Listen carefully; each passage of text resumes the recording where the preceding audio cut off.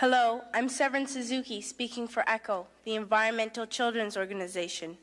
We're a group of 12 and 13-year-olds trying to make a difference. Vanessa Suddy, Morgan Geisler, Michelle Quigg, and me. We've raised all the money to come here ourselves, to come 5,000 miles to tell you adults you must change your ways. Coming up here today, I have no hidden agenda. I am fighting for my future. Losing my future is not like losing an election or a few points on the stock market. I am here to speak for all generations to come. I am here to speak on behalf of the starving children around the world whose cries go unheard.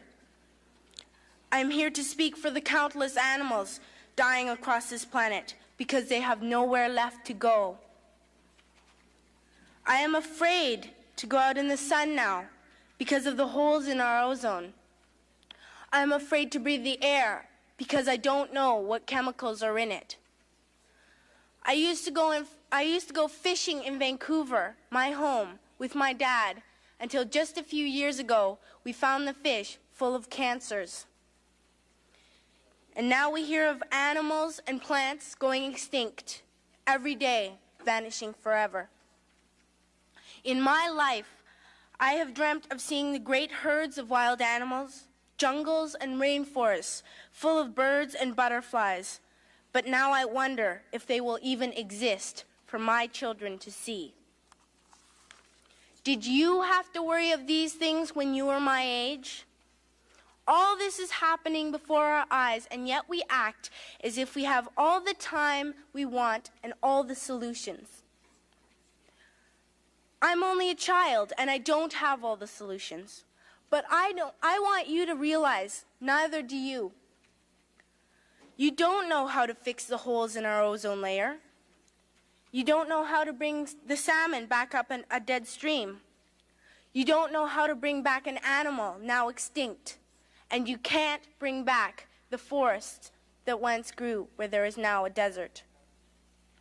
If you don't know how to fix it, please stop breaking it.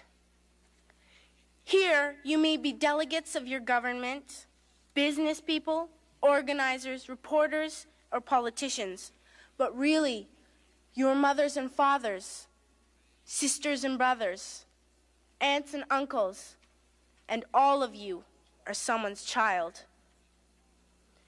I'm only a child, yet I know we are all part of a family. 5 billion strong. In fact, 30 million species strong. And borders and governments will never change that. I'm only a child, yet I know we are all in this together and should act as one single world towards one single goal.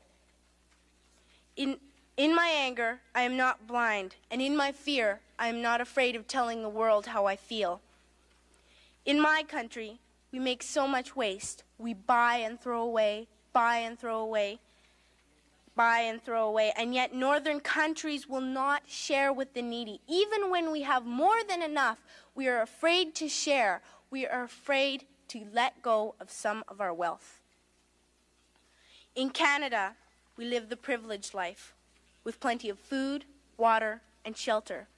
We have watches, bicycles, computers, and television sets. The list could go on for 2 days. 2 days ago here in Brazil, we were shocked when we spent time with some children living on the streets. This is what one child told us. I wish I was rich. And if I were, I would give all the street children food, clothes, medicines, shelter, and love and affection.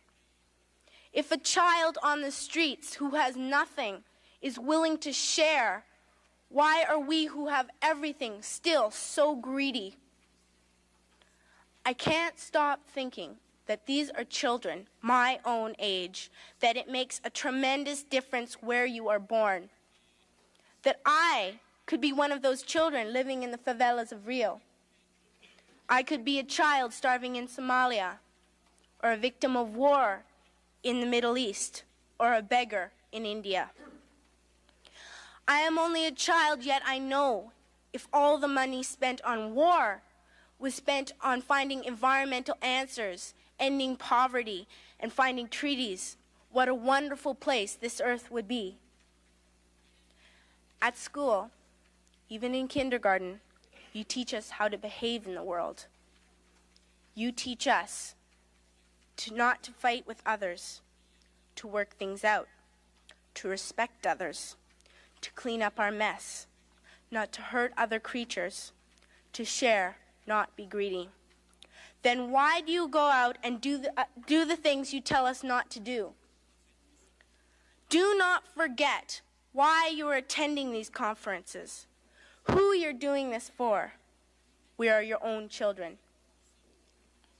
You are deciding what kind of a world we are growing up in.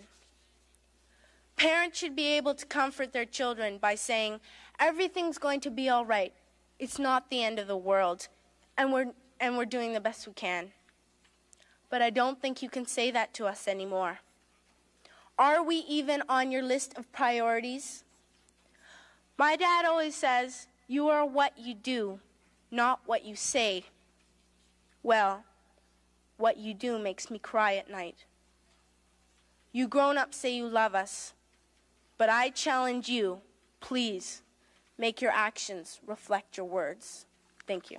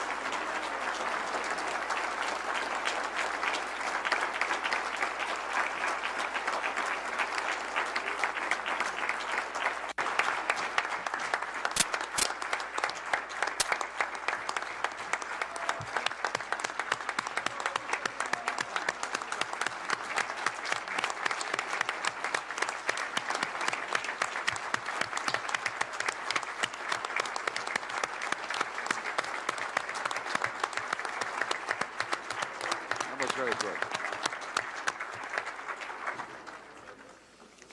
I would like to thank you, the four of you, for your participation in this conference and for reminding us that we are responsible for the world and for the future generations, and also for reminding us that we are responsible not only for our words but also for our actions.